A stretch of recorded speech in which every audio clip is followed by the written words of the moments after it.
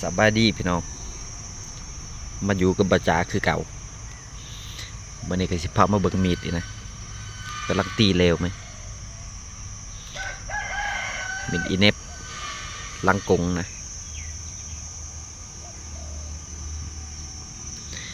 เล่มนี้ทำมาจากเหล็กเนบรถยนต์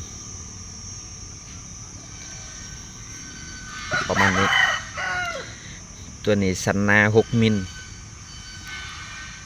ความยาว11 นิ้วครึ่งความกว้าง2 นิ้ว2 นิ้วกว่าๆนี่2 นิ้ว2 มิล3 มิล2 นิ้ว3 มิลนะความกว้างของตัวมีดพอดีประมาณนี้ห้องกระถิ่มห้อยโคนเลยนะห้องบริเกียมันแววนะปะห้อยโคนแบบธรรมศาสตร์เลย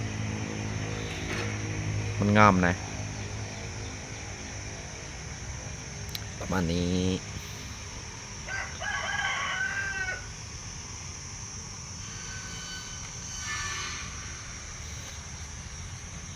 สวยนะเล่มนี้โอเคพี่น้องสำหรับคลิปนี้ลากันไปก่อนสบายดี